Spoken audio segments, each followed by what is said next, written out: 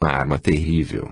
Haja visto que vá pelas chamadas grandes nações, onde os homens têm a inteligência prenhe de conhecimentos científicos, mas conservam seus corações duros, fechados aos códigos da moral evangélica.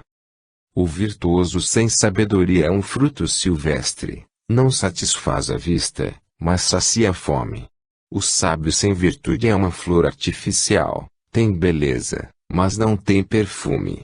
Jesus é o protótipo da bondade e da sabedoria conjugadas e desenvolvidas em grau máximo. Imitá-lo, seguir-lhe as pegadas, eis o nosso alvo. Aliás, ele mesmo disse: Eu sou o caminho, a verdade e a vida. Ninguém vai ao Pai senão por mim. Aqueles cuja razão não pode, ainda, admitir a realidade das vidas sucessivas, como meio de depuração e perfectibilidade dos espíritos, em seu heliotropismo para Deus, lancem as suas vistas para os inúmeros povos disseminados pelo planeta, identifiquem-se com seus usos e costumes, bem assim com seus valores materiais e espirituais. Comparem, depois, o patrimônio cultural de cada um e verificarão, assombrados, quanto é enorme a diferença que separa os bárbaros e os selvagens, alguns até antropófagos, que habitam determinadas regiões do globo, dos homens civilizados das grandes metrópoles. O contraste é chocante, mas perfeitamente explicável, desde que os consideremos como espíritos em diversos graus de adiantamento, aglutinados em suas respectivas esferas. Exclua-se, porém, a hipótese, digamos assim, reencarnacionista, isto é, negue seus brutos o direito ou a possibilidade de se adaptarem, através de múltiplas existências, aos centros urbanos, e estar-se-á negando a providência divina, emprestando a Deus paixões que ele não tem e preferências que aberram dos seus soberanos atributos. A lei da reencarnação ou pluralidade das existências, por conseguinte, por atestar a justiça e a sabedoria de Deus, constitui o único meio através do qual poderemos atingir a meta dos nossos destinos, destinos esses consubstanciados naquelas imorredoras palavras do Cristo: sede perfeitos, como perfeito é o vosso Pai Celestial. Capítulo 6, questão 753 e seguintes. 24. A pena de talião. Pode parecer à primeira vista que justiça e misericórdia sejam virtudes antagônicas, que se excluam reciprocamente. Daí a razão de muitos não compreenderem como possa Deus exercitá-las, sem que uma precise ser anulada para que a outra prevaleça. Tudo, entretanto, se torna claro quando nos lembramos de que as boas qualidades morais são filhas do amor e que este sentimento sublime sempre encontra meios de harmonizá-las. Se não, vejamos. A justiça exige que toda infração à lei seja punida e desde a origem dos tempos isso tem acontecido, infalivelmente. Aliás, todos os grandes missionários religiosos que têm vindo à Terra, inspirados que foram pelo alto, estabeleceram em seus códigos a pena de talião, ou seja, castigo igual à culpa. O olho por olho e dente por dente, de Moisés, p. Es, e o quem com espada fere, com espada será ferido, do Cristo, são preceitos que consagram esse princípio fundamental da justiça. Moisés, todavia, dava ao ofendido o direito de tirar desforra, pessoalmente na proporção da ofensa recebida, enquanto Cristo, surgindo entre nós quando era chegado o momento de os terrícolas darem início a uma fase mais avançada de sua evolução espiritual, trouxe como missão ensiná-los a quebrar as cadeias do mal a que se jungiam pela lei de ação e reação.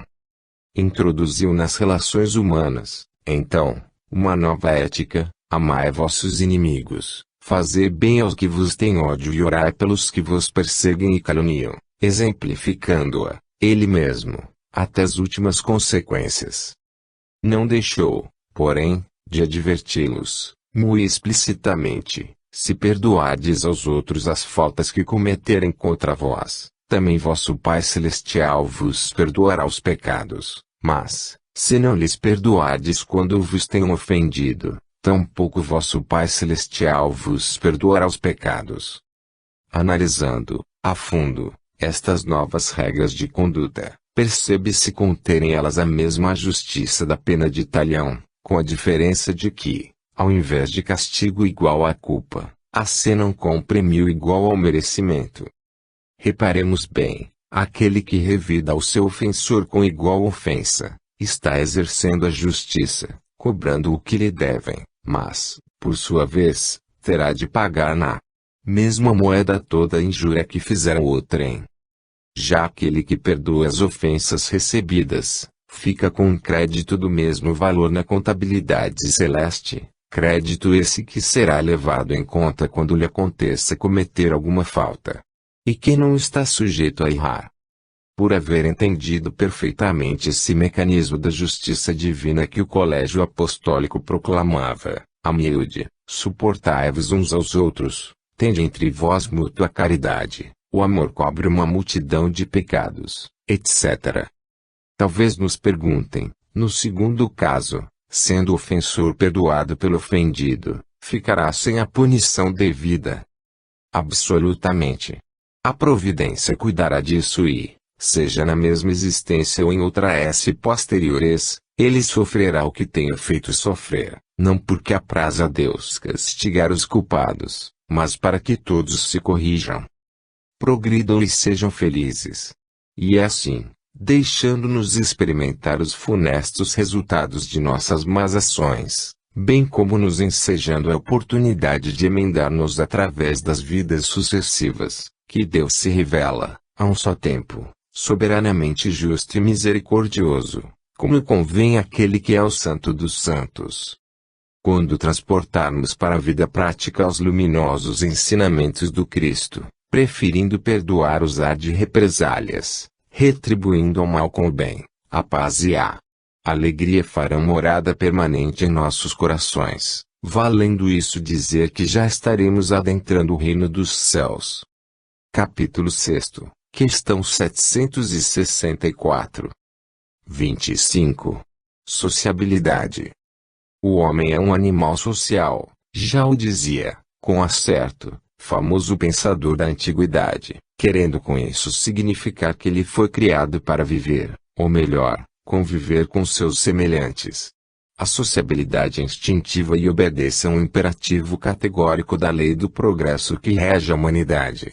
É que Deus, em seus sábios desígnios, não nos fez perfeitos, fez-nos perfectíveis, assim, para atingirmos a perfeição a que estamos destinados, todos precisamos uns dos outros, pois não há como desenvolver e burilar nossas faculdades intelectuais e morais senão no convívio social, nessa permuta constante de afeições, conhecimentos e experiências, sem a qual a sorte de nosso espírito seria o embrutecimento e a estilação.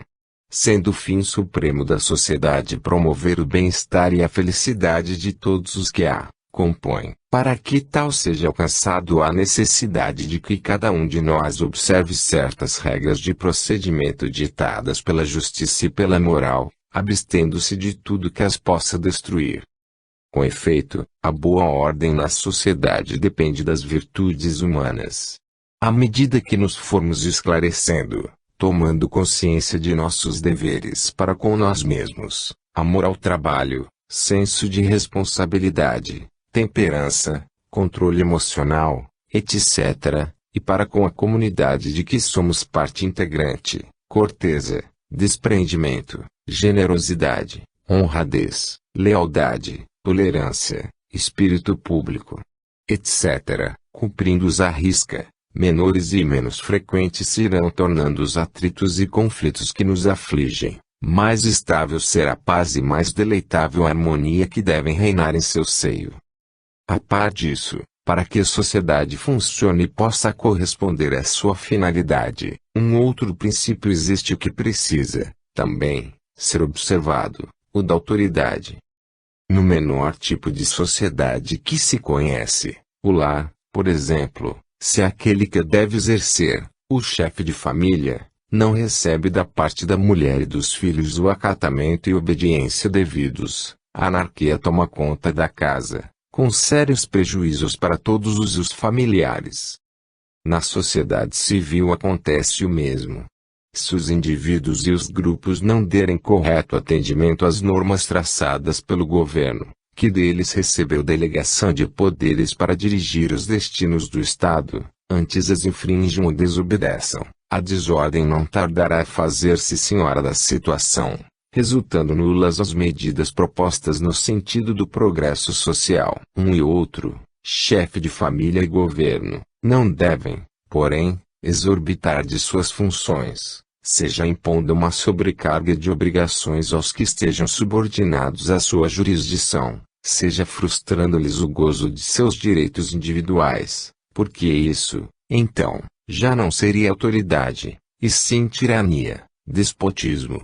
Estes conceitos, ampliados, são válidos igualmente para a sociedade natural, formada pelo concerto das nações, cujos membros devem respeitar-se e auxiliar-se mutuamente, tudo fazendo pela concórdia entre os povos e a prosperidade universal, porque, interdependentes que são, sempre que alguns componentes do cosmos social entrem em guerra ou se vejam a braços com crises econômicas, todos haveremos, de uma forma ou de outra, de sofrer-lhes as danosas consequências. Uma vez que a vida social é uma necessidade geral, que pensar daqueles que se isolam completamente, fugindo, segundo dizem, ao pernicioso contacto do mundo.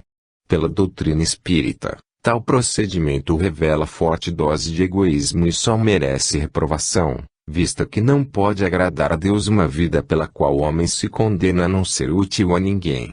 Já aqueles que se afastam do buliço citadino, buscando no retiro a tranquilidade reclamada por certa natureza de ocupação, assim os que se recolhem a determinadas instituições fechadas para se dedicarem, amorosamente, ao socorro dos desgraçados, obviamente, embora afastados da convivência social, prestam excelentes serviços à sociedade, adquirindo duplos méritos, porquanto, além da renúncia às satisfações mundanas, tem a seu favor a prática das leis do trabalho e da caridade cristã.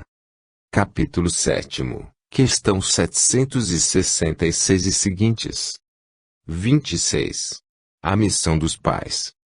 Como todos sabem, os seres infra-humanos tornam-se adultos e portanto independentes dos pais em menos de 1/10 do tempo médio de vida da respectiva espécie, enquanto o homem precisa de 1/3 de sua existência para alcançar a maturidade.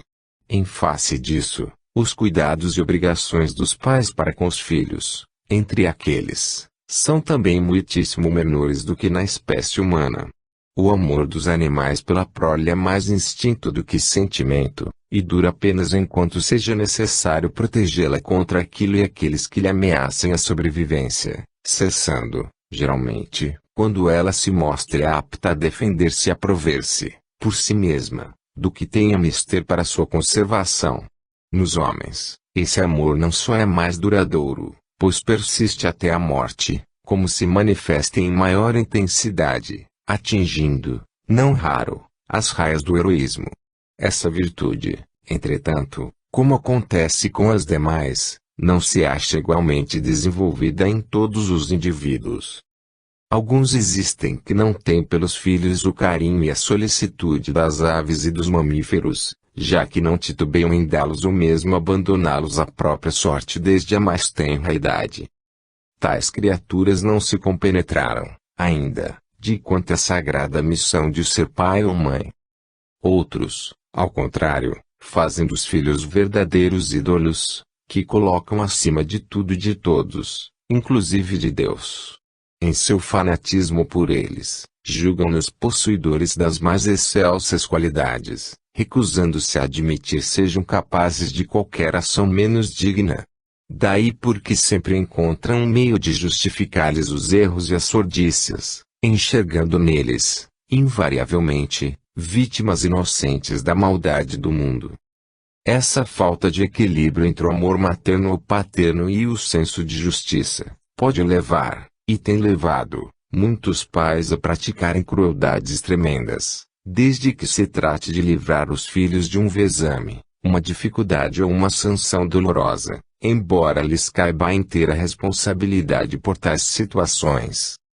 A doutrina espírita nos esclarece que essa dedicação, diríamos mesmo essa devoção dos pais, e principalmente das mães pelos frutos de suas entranhas, conquanto compreensível e indispensável até certo ponto, pode tornar-se prejudicial se não for controlada pela mente, isto é, se não obedecer aos ditames da razão, porquanto, aqueles aos quais chamamos nossos filhos são, como nós, espíritos em evolução, reencarnados em nossos lares para que os auxiliemos a se melhorarem, a se despojarem de suas imperfeições. Sob a aparência de angelitude que lhes caracteriza a infância, sabe o processo da providência para que nos afeiçoemos a eles, podem ocultar-se individualidades do que se transviaram do bom caminho, necessitadas de reajuste, a exigirem de nós um pulso firme para conter-lhes os maus pendores, a par de segura orientação cristã para que possam reformar seus caracteres, adquirindo gosto pelo que é belo, puro e nobre. Nos primeiros anos de vida dos filhos, mais no período infantil do que na adolescência, é que podem os pais exercer salutar influência em favor do aprimoramento moral deles, através dos bons conselhos e, o que é mais importante, dos bons exemplos que lhes possam oferecer. Se se descuidarem disso, ou, movidos por um amor piegas, deixarem sem corrigenda seus impulsos inferiores, vê-los-ão, ao atingirem a maioridade, reintegrarem-se na posse de si mesmos, revelarem-se abertamente tais quais são, com as fraquezas de que se ressentem e as viciações a que se afizeram em existências anteriores, pagando, então, com desgostos, vergonhas e humilhações, sua desídia para com a árdua, difícil, mas sublime tarefa que o Pai Celestial ha confiado aos progenitores aqui na terra. Ser pai ou mãe significa receber preciosos talentos que, conforme o ensino da parábola, devem ser movimentados com inteligência para que produzam os juros devidos, ou seja, o adiantamento daqueles por cuja educação nos tenhamos feito responsáveis. Tratemos, portanto, de cumprir à risca os deveres que a paternidade ou a maternidade nos impõe, a fim de que, no dia da prestação de contas ao Senhor, possamos merecer a felicidade de ouvir dele estas confortadoras palavras. Bem está, servo bom e fiel. Compartilha da alegria do teu Senhor. Capítulo 7, questão 773 e seguintes. 27. A família. A família é uma instituição divina cuja finalidade principal consiste em estreitar os laços sociais, ensejando-nos o melhor modo de aprendermos a amar-nos como irmãos. Existem grupos familiares cujas relações afetivas, por muito fracas, são rompidas facilmente, tomando cada qual seu próprio rumo tão logo surge uma oportunidade propícia. Em outros, entretanto, a amizade com que se querem e a abnegação recíproca de que dão provas chegam a alcançar as raias do sublime. E, entre esses extremos, um escalonamento quase infinito, em que a maioria dos terrícolas vamos fazendo nosso aprendizado de fraternidade. Alguém mais sensível, capaz de raciocinar em termos de eternidade e não apenas em função dos breves instantes de uma existência terrena, talvez nos indague: e a coexistência familiar tem como objetivo desenvolver e aprofundar a simpatia e a amizade entre os homens. Podemos alimentar a certeza de que post-mortem reencontraremos nossos entes queridos. O amor que nos tem unido aqui na terra será levado em conta por Deus, no sentido de garantir que continuemos juntos no além. E a mãe que haja merecido o céu, poderá trabalhar pela salvação dos filhos supostamente condenados ao inferno, de modo a poder aconchegá-los, novamente, em seus braços. Pelo ensino da teologia, a resposta a estas perguntas seria uma só: não, não e não, o que, se verdadeiro, tornaria insubsistentes os liames familiares e forçosa a conclusão de que fora melhor, neste caso, que ninguém se afeiçoasse a ninguém, para não sofrer, depois, com essa inexorável separação. O Espiritismo, porém, que é o Consolador prometido pelo Cristo, rasga-nos perspectivas bem mais animadoras. Diz-nos, baseado no testemunho pessoal das almas trespassadas, que elas formam, no outro lado da vida, grupos afins, nos quais todos aqueles que se estimam permanecem unidos, integrando comunidades tanto mais felizes quanto mais perfeitas as qualidades morais que hajam adquirido. Quando uns reencarnam, seja em missão ou em expiação, os outros que se mantêm na pátria espiritual velam por eles, ajudando-os a saírem vitoriosos. Frequentemente aceitam novas encarnações no mesmo país, no mesmo meio social ou na mesma família, a fim de trabalharem juntos pelo ideal comum ou pelo seu mútuo adiantamento. Mesmo os que tenham fracassado numa ou mais existências, e se achem, por isso, em regiões purgatoriais, sofrendo com as consequências de seus erros ou de suas paixões infamantes, não permanecem nessa situação mais que o tempo necessário a que se arrependam e se disponham a redimir-se. Tão logo isso aconteça, aqueles que os amam, embora retardando seu progresso ou renunciando à felicidade a que fazem jus, descem a ampará-los, encorajam-nos e, não raro, precedem-nos no retorno à terra, para recebê-los em tutela e encaminhá-los na senda do aperfeiçoamento. Não se creia, todavia, que todos quantos a que estiveram ligados pelo parentesco mantenham esses mesmos vínculos nas esferas espirituais. Enganam-se os que imaginam seja assim.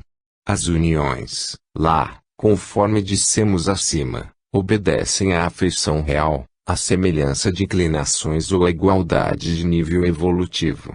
Destarte, as pessoas que se uniram, neste mundo, apenas pela atração física, por mera conveniência ou por outra razão qualquer, sem que, em tal convívio, a simpatia lhes fizesse vibrar as cordas do coração, estas, em verdade, não têm nenhum motivo para se procurarem no mundo dos espíritos, visto que as relações de natureza carnal ou de interesse exclusivamente material se extinguem com a causa que lhes deu origem.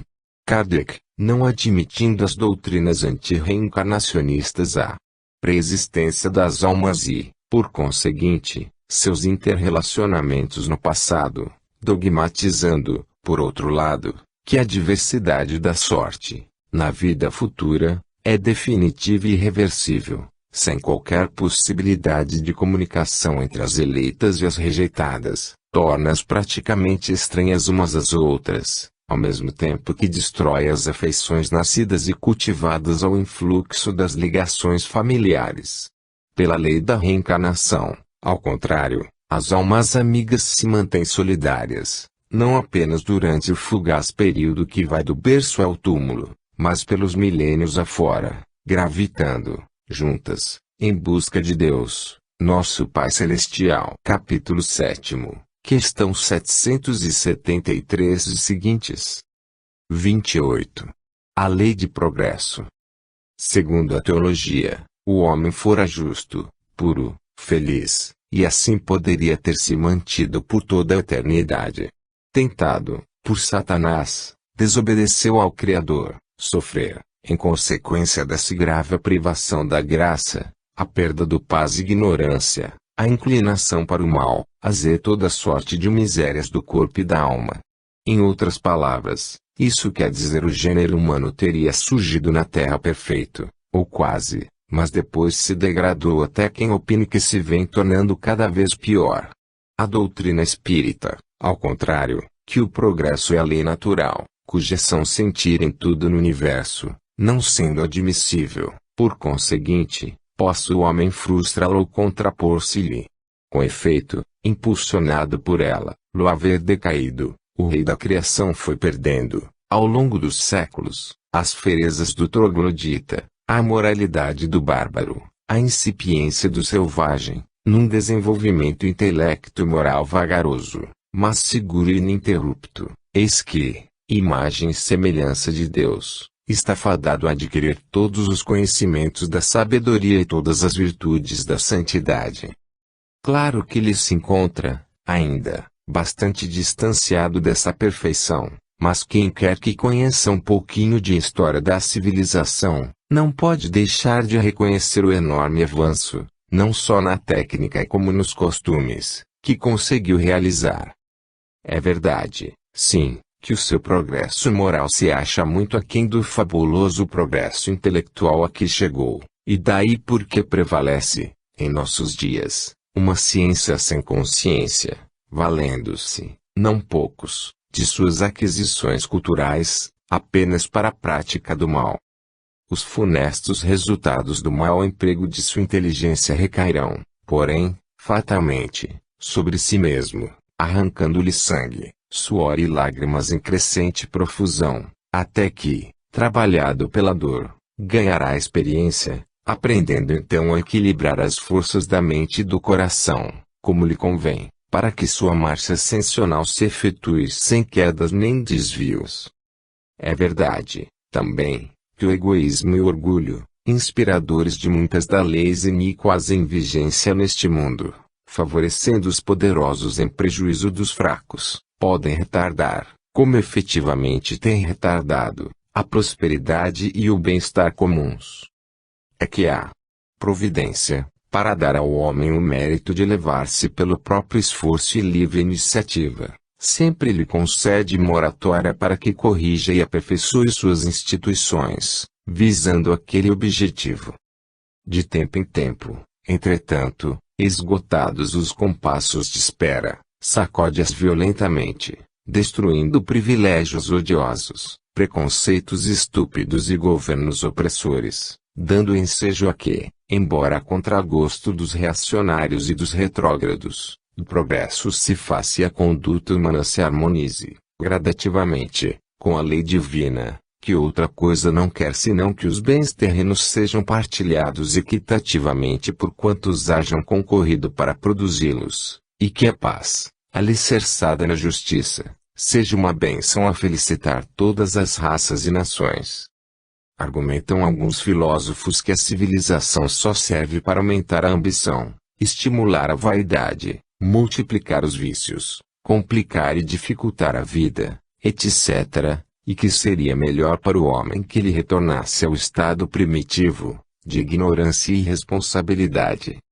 Se tais pensadores estivessem com a razão, e o gozo fosse inversamente proporcional ao grau evolutivo das criaturas, convir-nos-ia regredir, não apenas a semiconsciência do bruto, mas a condição de meros vermes. O absurdo de semelhante concepção é evidente, não acham? Antes de malsinar a civilização, urge que cada um de nós ofereça sua contribuição pessoal para que ela se apure, e, em vez de tentarmos embaraçar a torrente do progresso, acompanhemo-lo, porque, resistir-lhe, é correr o risco de ser esmagado. Capítulo 8, questão 776 e seguintes. 29. Terra, Instituto Educacional. Um instituto de educação, com seus vários cursos, jardim de infância, primário, ginásio, colégio, normal, etc., constitui símile perfeito do que seja a terra para os espíritos que aqui se encarnam e reencarnam para realizarem uma parte de sua evolução. Vejamos, tal como sucede nos educandários dessa espécie, em que a posição dos alunos nos diversos cursos resulta não propriamente da idade, mas da assimilação dos programas de cada ano ao grau que hajam frequentado. Assim também, na escola da vida, o escalonamento dos espíritos evolucionantes vai se fazendo, não compulsoriamente, mas em função do bom aproveitamento de cada existência que se lhes proporciona. Os povos primitivos formam, por assim dizer, o jardim de infância da humanidade terrena, enquanto no extremo oposto, os de civilização mais avançada, compõem as classes dos cursos secundários. Em qualquer dos cursos, os alunos que se descuidam ou não se aplicam convenientemente em seus deveres, são obrigados a repetir determinados exercícios ou graus, quantas vezes se façam necessárias, até que os dominem satisfatoriamente. De modo análogo, em qualquer plano evolutivo em que se encontrem, os espíritos são compelidos, através das reencarnações, a reviver certos episódios ou a retornar ao mesmo meio social, tantas vezes quantas sejam precisas, para que tirem proveito das experiências que eles possam ensejar-lhes. Os alunos dos cursos elementares são instruídos por normalistas, e os que frequentam cursos secundários são, por sua vez, lecionados por professores universitários. Semelhantemente, os povos selvagens também contam com espíritos mais adiantados, que reencarnam entre eles a fim de iniciá-los no conhecimento ou despertar-lhes os bons sentimentos, o mesmo se verificando entre os civilizados, em cujo seio espíritos de escola desempenham missões especiais, no campo da ciência, da arte, da política, da religião, etc., rasgando novos caminhos para o progresso e o bem-estar coletivos. Nenhum aluno pode matricular-se regularmente num curso de grau médio sem haver passado antes pelo primário, nem no secundário, sem o aprendizado correspondente ao grau médio, e assim por diante, de sorte que cada discente se acha, exatamente, onde deve e precisa estar. O mesmo se dá com os espíritos. Sua encarnação, neste ou naquele povo, não se faz por acaso, mas em função de seu adiantamento, o que patenteia a justiça divina, que não comete equívocos nem concede privilégios, retribuindo a todos rigorosamente de acordo com os seus méritos pessoais. Como é óbvio, o aluno que, hoje, está fazendo curso científico, foi, ontem, um dos que aprendiam a tabuada numa classe do primário, e aquele que, hoje, ainda está soletrando a cartilha, figurará, amanhã, entre os estudantes do clássico, capazes de expressar-se em diversas línguas.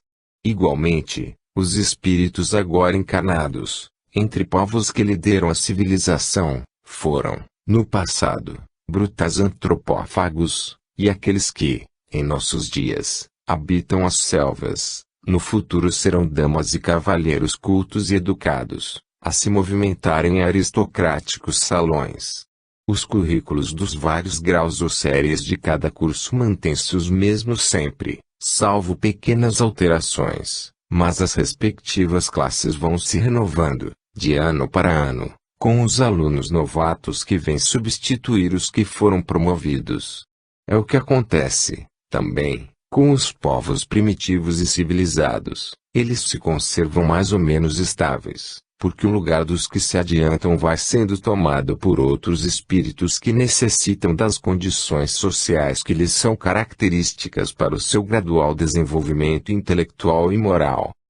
Nos dias de sabatinas ou de exames, os alunos têm que demonstrar, individualmente, quanto sabem de cada matéria, não sendo admitidas, em hipótese alguma, procurações dos interessados para que tais provas sejam realizadas por outrem. É contrema essa, exatamente, a situação dos espíritos perante Deus. Tem que responder, pessoalmente, pelo que fizeram aqui neste mundo, sem que nenhuma igreja, nenhum santo, nenhum guia ou protetor, possa interferir em seu favor. Uma vez vencido o período de aprendizagem proporcionado pelos institutos educacionais a que nos temos referido como exemplo, os estudantes que se disponham a fazer um curso superior passam a frequentar outras escolas, agora de nível universitário, onde irão estender e aprofundar os conhecimentos já adquiridos, iniciar-se em outros, e assim por diante. Os espíritos que pertencem à nossa humanidade, tal e qual, após conquistarem o grau de progresso peculiar a este mundo, são transferidos para outros mais adiantados, nos quais começa um novo ciclo evolutivo, e assim sucessivamente, até atingirem os planos mais felizes da espiritualidade, convertendo-se, então, em colaboradores da providência, nas sublimes tarefas da criação. Capítulo 8. Questão 786 e seguintes. 30. A evolução da humanidade. Em que pese a opinião dos cépticos e das criaturas mal informadas, um exame atento e sem juízo preconcebido da conduta humana há de levar-nos à conclusão irrefutável de que, a despeito dos inúmeros males sociais que ainda nos assoberbam, a humanidade tem progredido, afastando-se pouco a pouco do egoísmo, da crueldade e da injustiça, fazendo que prevaleçam os sentimentos nobres, inspiradores dos mais belos e puros ideais. Graças àqueles que, em vez de julgarem o mal uma fatalidade, se dispõem, ao contrário, a trabalhar pela vitória do bem, dia a dia mais se desenvolve a noção de solidariedade para com nossos semelhantes, mais vivazes se mostram os anseios pela abolição da guerra e maiores avanços se verificam na luta em prol dos direitos humanos. Questão 797. Uma boa prova disso nos dão as Nações Unidas no relatório correspondente aos seus 20 anos de existência, iniciada a 24 de outubro de 1945. Digna de destaque, nesse documento, a informação de que algumas das nações mais prósperas estão doando seus excedentes agrícolas e outros gêneros alimentícios para amenizar os graves efeitos da fome em outras áreas do mundo, fornecendo-lhes, em complemento, vultosos empréstimos, em condições de resgate bastante vantajosas, bem assim assistência técnica, visando ao aumento da produção de víveres e consequente melhoria de seus padrões de nutrição. Ressalte-se, por outro lado, o compartilhamento de conhecimentos científicos promovido pelas Nações Unidas, tendo em vista o desenvolvimento de todos os países e a eficiente ajuda da Organização Mundial da Saúde, um de seus órgãos, na elevação das condições sanitárias de toda a humanidade, seja amparando e fomentando a pesquisa médica internacional, seja auxiliando a erradicação de doenças epidêmicas ou de disseminação em massa, como a febre amarela, a varíola, a malária, a tuberculose, etc. Perguntamos, essa colaboração espontânea dos povos mais adiantados em benefício dos menos desenvolvidos não constitui indício seguro de que estamos caminhando rumo ao altruísmo, ou seja, ao solidarismo cristão? As relações amistosas entre as nações vão, a seu turno, ganhando extensão e profundidade. Haja vista que, através de mediações ou negociações entre as partes litigantes, vários conflitos armados foram evitados ou tiveram fim nestas últimas 2 décadas, evitando-se, com tais soluções conciliatórias, o sacrifício de milhões de vidas. O magno problema do desarmamento, inclusive a proscrição das armas de destruição maciça, um dos objetivos princípios da ONU, tem sido alvo, igualmente, de persistentes debates no seio da Assembleia Geral e, apesar das divergências entre as principais potências nele interessadas, notáveis progressos já foram alcançados, dando-nos a esperança de que um acordo geral venha a ser firmado em breve, garantindo-se, finalmente, a segurança e a paz internacionais. Enquanto esse dia não chega, as guerras continuam flagelando diversas regiões, obrigando milhares de pessoas a deixar suas pátrias em busca de refúgio em outros países. Sob os auspícios das Nações Unidas, porém, esses refugiados, menores de idade, em grande parte, recebem abrigo, alimentação, cuidados médicos, educação e formação profissional, tornando-se, assim, capazes de se autossustentarem onde quer que venham a viver. Tais realizações revelam que entre os homens não existe apenas ódio, mas também muita bondade e muito esforço sincero no sentido de acabar com o sofrimento. Fecundo e incansável, do mesmo modo, tem sido a porfia da Organização das Nações Unidas pela implantação da justiça social em todas as partes do mundo, e daí o haver elaborado e proclamado, a 10 de dezembro de 1948, a Declaração Universal dos Direitos Humanos, segundo a qual todos, indistintamente, têm direito à vida, à liberdade e segurança física, à liberdade de movimento, de religião, de associação e de informação, o direito a uma nacionalidade, o direito de trabalhar sob condições favoráveis, recebendo remuneração igual por igual ao trabalho realizado, o direito ao casamento e a constituir família. Certos setores especializados, como os direitos da mulher, os direitos da criança e a eliminação da discriminação racial na educação, No emprego, nas práticas religiosas e no exercício dos direitos políticos, tem-lhe merecido, outros sim, acurados estudos, dos quais resultaram declarações especiais, juntamente com a solicitação a todos os seus Estados-membros de providências efetivas para a concretização dos princípios aprovados. Não é só agindo em consonância com os propósitos gerais da organização, as Nações Unidas utilizaram fortes estímulos junto aos povos dependentes para que reivindicassem o autogoverno, resultando desse apoio o surgimento de grande número de novas nações independentes, notadamente na Ásia e na África, fazendo que seu quadro de membros, que abrangia apenas 51 estados fundadores, subisse para 114. Isso equivale a dizer que as liberdades fundamentais do homem vigoram, hoje, em mais do dobro dos países que, há 20 anos, gozavam desse privilégio. A evolução da humanidade, como se vê, é palpável. Não enxergá-la, pois, é dar mostra de acentuada miopia espiritual. 31. Influência do Espiritismo no progresso da humanidade. O progresso da humanidade, sem dúvida, é lento, muito lento mesmo, mas constante e ininterrupto. Ainda quando pareça estar regredindo, o que ocorre em certos períodos transitórios, esse recuo não é senão o prenúncio de nova etapa de ascensão. O que a conduz sempre para frente são as novas ideias, as quais, via de regra, são trazidas à Terra por missionários incumbidos de lhe ativarem a marcha. Acontece, entretanto, que a natureza não dá saltos, e qualquer princípio mais avançado, que fuja aos padrões culturais estabelecidos, só ao cabo de várias gerações logra ser aceito e assimilado pelos que seguem na retaguarda. Essa resistência às concepções modernas, sejam elas políticas, sociais ou religiosas, parece um mal, mas em verdade um bem, porque funciona como um processo de seleção natural, fazendo que as instituídas de real valor desapareçam e caiam no ouvido, para só vingarem aquelas que devam contribuir, efetivamente, para o aperfeiçoamento das instituições.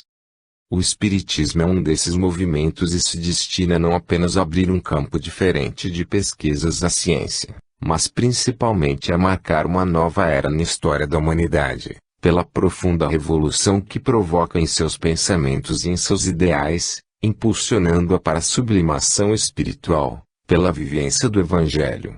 Talvez nos perguntem, se assim, se o Espiritismo está fadado a exercer grande influência no adiantamento dos povos, porque os espíritos não desencadeiam uma onda de manifestações ostensivas, patentes, de modo que todos, até mesmo os materialistas e os ateus, sejam forçados a crer neles e nas informações que nos trazem acerca do outro lado da vida.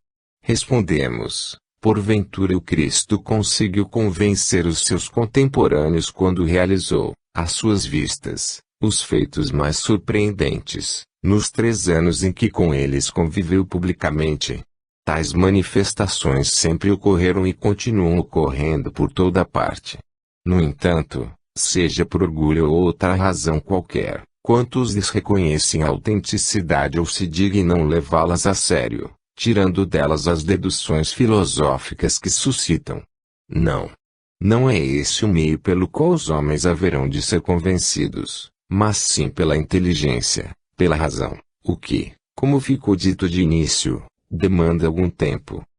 Não se pode negar importância aos fenômenos espíritas, pela comprovação que oferecem da existência e da imortalidade da alma. Todavia, forçoso é convir, o espiritismo começou a implantar-se no mundo, principalmente nas classes mais cultas, só depois de codificado, isto é, que se revestiam de um corpo de doutrina. Enquanto sua influência não atinge as massas, como bem observou Kardec, vai ele felicitando os que o compreendem. Mesmo os que nenhum fenômeno têm testemunhado, dizem, à parte esses fenômenos, há a filosofia, que me explica o que nenhuma outra me havia explicado. Nela encontro, unicamente por meio do raciocínio, uma solução racional para os problemas que no mais alto grau interessam a meu futuro. Ela me dá calma, firmeza, confiança, livra-me do tormento da incerteza. Ao lado de tudo isso, secundária se torna a questão dos fatos materiais. Ele é a conclusão. 5. Tomando por base a difusão extraordinária que alcançou em apenas um século de existência, século esse abalado e conturbado pelas mais terríveis guerras da história, é de se esperar que, muito em breve, venha o Espiritismo a tornar-se crença comum, ou melhor, um conhecimento universal, porque o próprio cristianismo é quem lhe abre o caminho e lhe serve de apoio. A venerável Federação Espírita Brasileira, através de sua editora, uma das maiores do continente, vem dando, nesse sentido, uma contribuição valiosíssima, como nenhuma outra entidade o tem feito. Suas edições de livros básicos da doutrina, inclusive em Esperanto, além de se espalharem por todo o Brasil e pelas Américas, têm penetrado, também, em dezenas de outros países da Europa, da Ásia e da África, concorrendo sobremaneira para a reforma e a evangelização da humanidade, apressando, assim, a construção de um mundo melhor, alicerçado no amor, na justiça, na paz e na fraternidade universais. Que Deus, pois, ampare e continue a iluminar seus dirigentes, a fim de que seja cada vez mais digna da sublime tarefa que Jesus lhe ha confiado. Capítulo 8. Questão 798 e seguintes. 32. A lei de igualdade. Ensina a doutrina espírita que, perante Deus, todos os homens são iguais, pois tiveram o mesmo princípio e destinam-se, sem exceção, ao mesmo fim, a glória e a felicidade. As dissemelhanças que apresentam entre si, quer em inteligência, quer em moralidade, não derivam da natureza íntima deles, resultam apenas de haverem sido criados há mais ou menos tempo e do maior ou menor aproveitamento desse tempo, no desenvolvimento das aptidões e virtudes que lhes são intrínsecas, consoante o bom ou o mau uso do livre-arbítrio por parte de cada um. Essa igualdade absoluta dos homens perante Deus seria válida também em sociologia? Não, nem é possível. A isso se opõe a diversidade das faculdades e dos caracteres, já o disseram, há mais de um século, as vozes que ditaram a Kardec os delineamentos filosóficos do Espiritismo. A ambição e a inveja de uns, somadas ao idealismo irrefletido de outros, fazem que muitos sonhem com uma quimérica igualdade das riquezas, que, se chegasse a concretizar-se, seria desfeita a curto prazo pela força das coisas. Acrescentaram, ainda, aquelas mesmas vozes. Não se infira daí que as falhas de nossa estrutura socioeconômica, responsáveis por tantos sofrimentos, não devam ser sanadas. Pelo contrário, todos devemos lutar para que as instituições terrenas se aperfeiçoem, permitindo alcancemos uma situação tal em que caiam os privilégios de casta ou de nascimento, extingam-se os preconceitos de cor, de raça e de crença, haja oportunidades educacionais para quantos as desejem, indistintamente, as sanções penais não recaiam tão somente sobre os fracos, a mão de obra seja associada e não escrava do capital, etc. O melhor meio de atingirmos esse objetivo, todavia, não é a subversão da sociedade, o que retardaria o progresso e o bem-estar coletivos, mas sim a cristianização do homem, levando-o ao cumprimento exato de seus deveres para consigo mesmo, para com o próximo e para com Deus, incutindo-lhe, outro sim, serena e inabalável confiança nos desígnios da providência, que não desampara ninguém e, malgrado certas aparências enganadoras, a todos retribui de conformidade com seus méritos, através do mecanismo das vidas sucessivas. Hoje compreendamos que, qualquer que seja a posição em que se achem situados, todos os homens são proletários da evolução e que a diversidade de funções no complexo social é tão indispensável à sua harmonia quanto as variadas finalidades dos órgãos o são ao equilíbrio de nosso organismo. que os trabalhadores da direção saibam amar e que os da realização nunca odeiem Emmanuel. Tal é a equação oferecida pelo Evangelho à problemática social.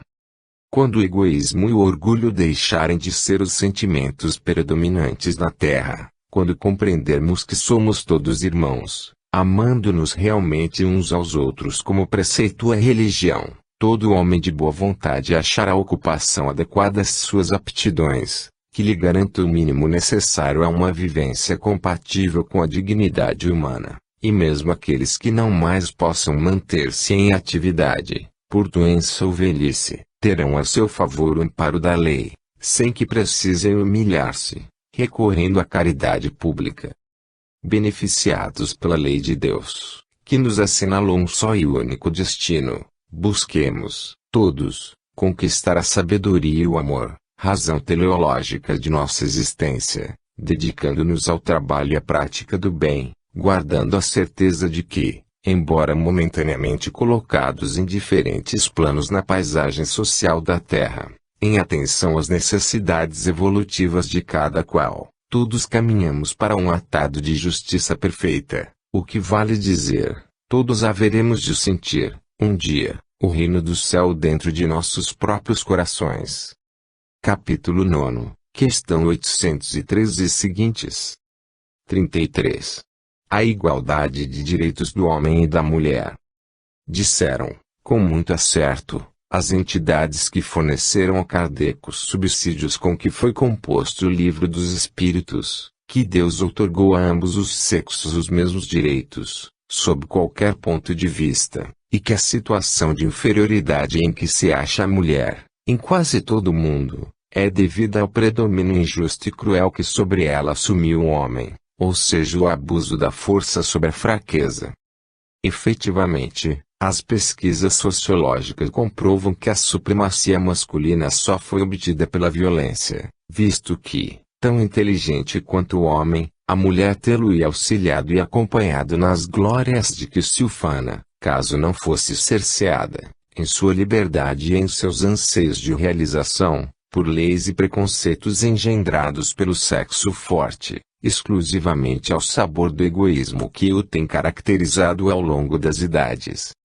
É possível ter existido um período na evolução da sociedade em que a mulher houvesse exercido o papel predominante na família e na tribo, cabendo-lhe, inclusive, a iniciativa de tomar marido ou maridos, se assim o desejasse, o que deve ter durado muito pouco.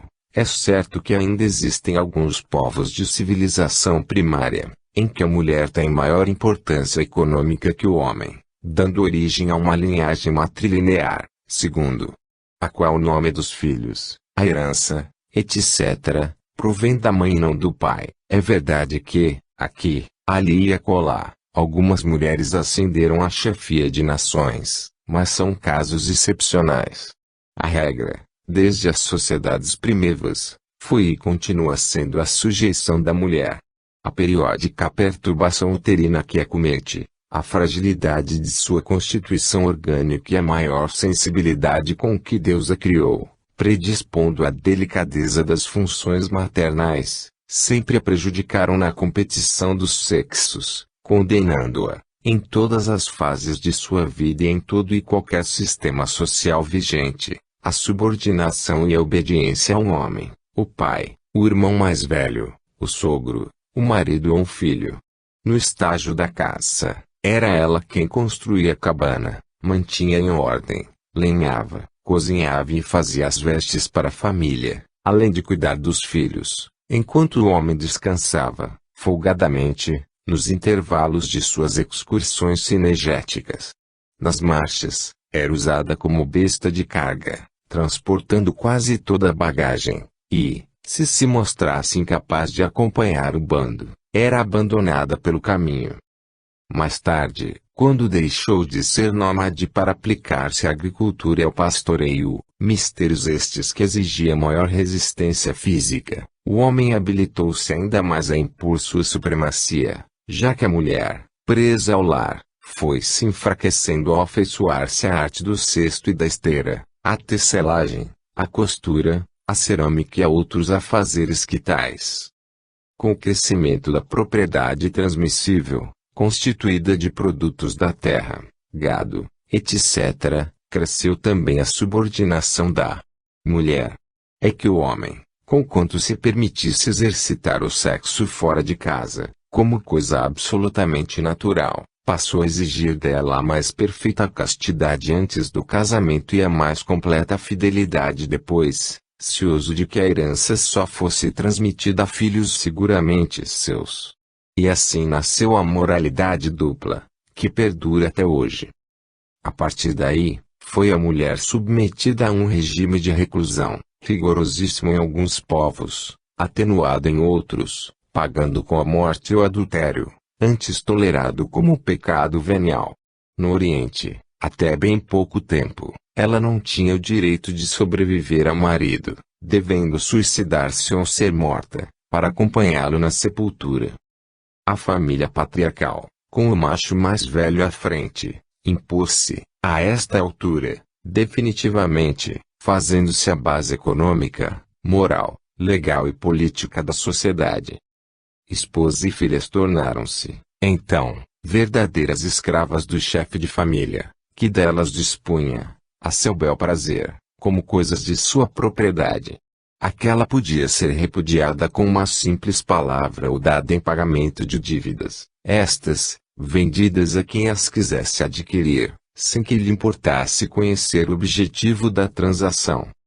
Entre os judeus, o casamento fazia-se, não raro, por compra. Jacob pagou Lia e depois Raquel com 14 anos de trabalho no clã do sogro, 7 para cada uma. Já o profeta Oseias obteve sua mulher por muito menos, apenas 15 ciclos de prata e alguma quantidade de cevada. Na velha Rússia, por ocasião do casamento das filhas, o pai aplicava-lhes, de leve, algumas chicotadas, e depois entregava o chicote ao marido, numa transmissão de poder.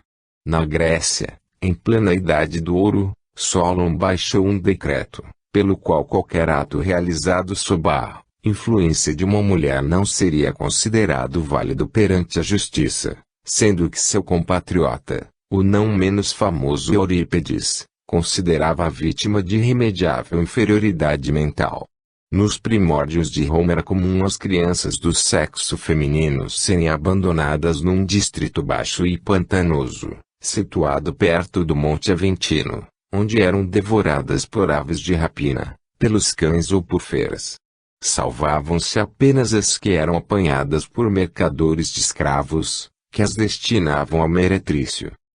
Muitas mães, para livrarem as filhas de tanta miséria, preferiam destruí-las ao nascerem. Vem daí, certamente, o maior regozijo, mesmo em nossos dias, com o nascimento dos meninos do que com o das meninas. Como mulher e prole se constituíssem unidades de trabalho lucrativas, a poligamia expandiu-se, visto que cada nova mulher que desposava era, para o homem, como que a aplicação de capital a lhe produzir juros. Assim, quase todos os homens ricos possuíam, além da esposa principal, quantas concubinas lhes aprovessem, sendo considerado tanto mais próspero quanto maior fosse o número delas e de filhos. Gradualmente, com o progresso moral, as concubinas foram desaparecendo, até que, com o advento do cristianismo, os povos que o adotaram erigiram o casamento monogâmico como a única forma legítima de associação dos sexos. As restrições às atividades da mulher, todavia, persistiram. Embora honrada no lar, não lhe davam oportunidade de ilustrar-se além do necessário ao munus doméstico, nem lhe permitiam ombrear-se com o homem na vida pública. As religiões, dominadas pelo homem, também han considerado a mulher como um ser inferior. Haja vista que em algumas não lhe permitem sequer entrar nos templos, em outras, de coadjuvar nas cerimônias ritualísticas. O Alcorão, livro sagrado dos muçulmanos, refere-se a ela como criatura imperfeita, chegando a declarar, explicitamente, que o homem pode até espancá-la. Nas próprias igrejas cristãs o sacerdócio é a dignidade privativa do sexo masculino e se, por um lado, exaltam a mulher na pessoa da mãe de Jesus, por outro apontam-na como agente do demônio, causa da perdição da humanidade. Há pouco mais de meio século, vencendo barreiras milenares, a mulher vem ampliando bastante sua atuação na sociedade, participando de tarefas outrora unicamente masculinas, mas não conseguiu ainda